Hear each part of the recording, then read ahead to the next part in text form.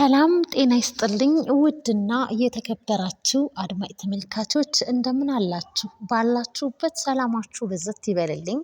ዛሬ እንግዲህ በጽናት ድራማ በክፍል 77 መተናል ማለት ነው። በባለፈው ሳምንት እንግዲህ እንዳየነውና እንደተመለከትነው መራዊት እንግዲህ የልብ ድካሟ ተነስቶባት ራሷን ስታም እንግዲህ ሶፋ ላይ ወርቃ እንግዲህ በአምቡላንስ ነበረ ወደ ሐኪም ቤት የገባችው። ሐኪም ቤትም እንግዲህ ሐኪሞቹ ሲረባረቡባትና ክብሩምም እንግዲህ ከአንዱ ፋርማሲ ወደ ሌላ ፋርማሲ እንግዲህ ሲሯራጥ መድኃኒት ለመግዛት እንግዲህ ተመልክተናል ማለት ነው።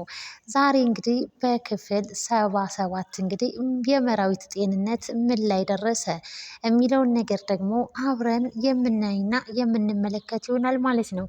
ከዛ በፊት ግን ለዚህ ቻናል አዲስ የሆናችሁ ቻናሉን ሰብስክራይብ በማድረግ የደውል ምልክቱን እንግዲህ በማጥቆር እንግዲህ ቤተሰብ ይሁኑ ማለት ነው። ስለምታበረታቱኝም እጅግ በጣም አድርጌ አመሰግናለሁ።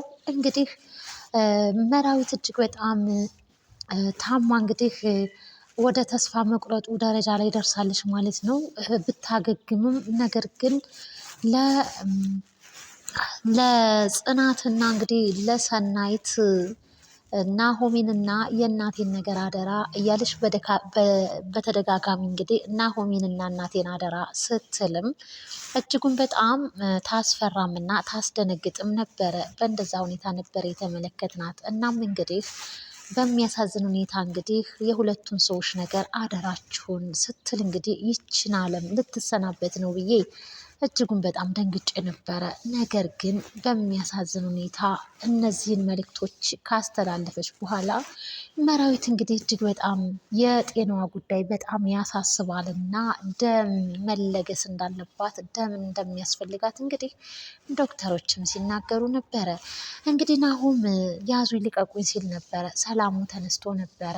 በጣም ስለሚወዳት በጣም የሚንሰፈሰፍላት ፍቅረኛው ባለቤቱ ስለሆነች እጅጉን በጣም በማሰብ እንግዲህ ሲጨነቅና ያዙ ይልቀቁኝ ሲል እንዲሁም የኔን መድኃኒት እንግዲህ ቀምመውም ቢሆን ለመራዊት ደሜን መስጠት አለብኝ ሲልም እንግዲህ ተናግሯል ማለት ነው። እኛም ተመልክተን አስተውለናል። የፍቅርን ጥግ እንግዲህ አይተናል ማለት ነው። እናም እንግዲህ ዶክተሮች እንግዲህ የመራዊትን ጤንነት ከበሽታዋ እንዳገገመችና ሰላም እንደሆነች እንግዲህ አንዳንዱ ናችሁ እየገባችሁ ጠይቋት ተመልከቷት በማለትም ነበር የፈቀደችላቸው።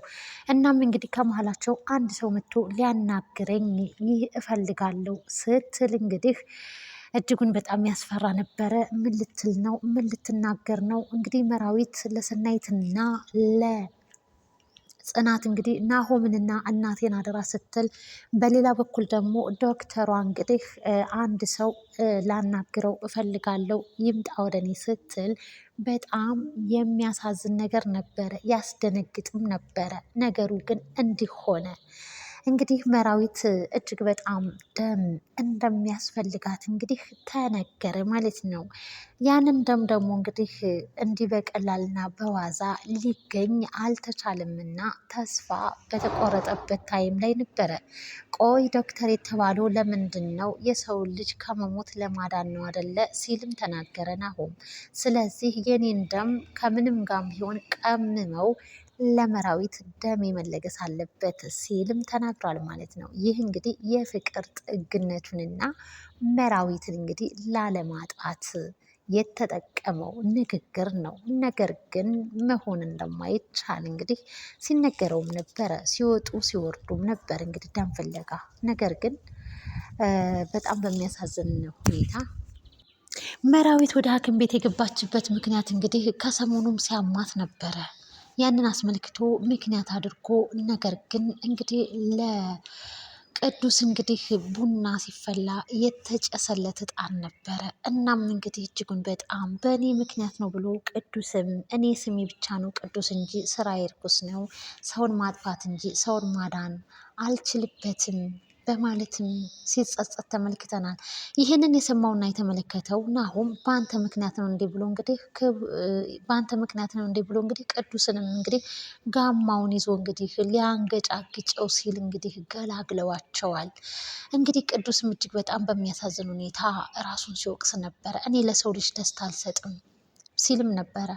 እናም እንግዲህ በጣም በሚያሳዝን ሁኔታ እንግዲህ ደም እየተፈለገበት ባለበት ታይም ነበረ ክብሮምና ቅዱስ እንግዲህ ይገናኙና ክብሮምና ቅዱስ እንግዲህ አንድ ላይ ተገናኝተው እያወሩ በነበረበት ታይም ነበረ መራዊት እንግዲህ እውነት ለመናገር ጤንነቷ በጣም ከባድ ነው፣ ነገር ግን አሁን ላይ ደም ያስፈልጋታል ሲል እንግዲህ ሲናገርም እንግዲህ ተመልክተናል። እናም እንግዲህ ቅዱስ እንግዲህ እኔ እኮ የኔ ደም ለማንኛውም ሰው መለገስ እችላለሁ ሲልም እንግዲህ በደስታ ማበሰረው እጅጉን በጣም ደስ ተሰኝና ከዛ እንደገና ነገር ግን በሱ ምክንያት እንደሆነና እሱ እንግዲህ እኔ የቀረብኳቸውን ሰዎች ሁሉ መጉዳት እንጂ ለሰው ልጅ እኔ ደስታ ፈጥሬ አላቅም በማለት እንግዲህ በጣም ይከፋል። እናም እንግዲህ ከክብሮም ጋር ተነስቶ ሊጓዝ ሲል እንግዲህ ክብሮም እንግዲህ መራዊትን በአንተ ምክንያት ሳይሆን ነገር ግን አሁን ላይ ነው መራዊትን እንግዲህ እየገደልካት ያለኸው ሄደህ ደም ካለገስካት በማለትም እንግዲህ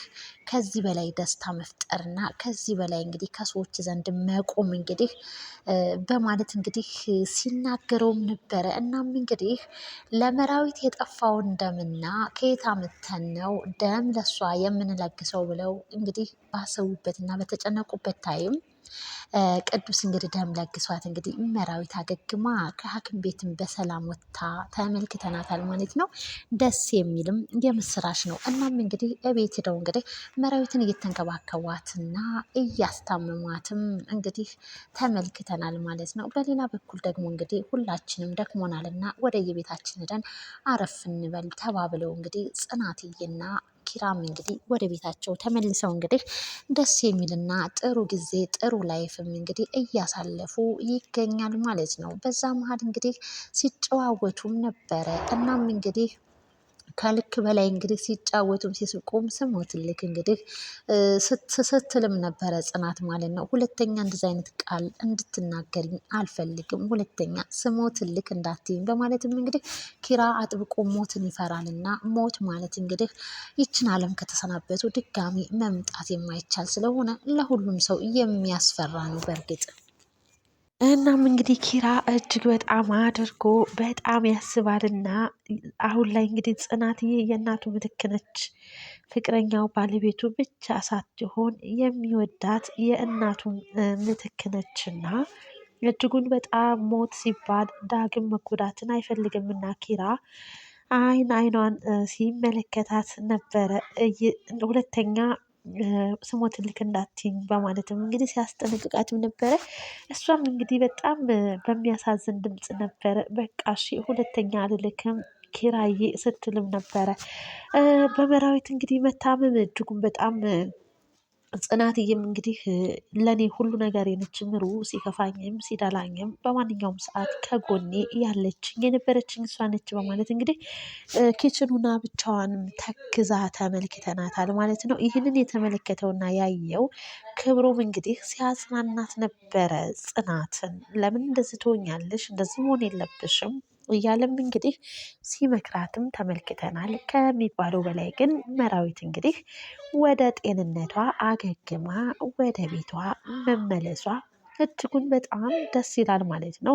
እንግዲህ የነዚህ የጓደኛሞች አብሮነት በጣም ደስ ይላል። በማንኛውም ነገር ላይ ሲደሰቱም ሲከፉም አይነጣጠሉም፣ አንድ ላይ ነውና እጅጉን በጣም እንግዲህ አንድነትን ያስተምራል ይህ ድራማ ማለት ነው።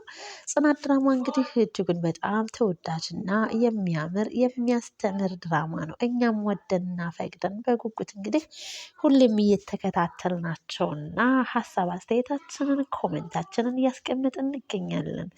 እናንተስ ውድና የተከበራችሁ አድማጭ ተመልካቾች በጽናት ድራማ በክፍል 77 ምን ተገነዘባችሁ? ምን ተማራችሁ? ምንስ እያያችሁ ነው? የሚለውን እንግዲህ በኮሜንት ሀሳብ አስተያየታችሁን አስቀምጡልን ማለት ነው። በቀጣይ ክፍል እስክንገናኝ ድረስ በያላችሁበት ቸር ሰንብቱ እላለሁኝ።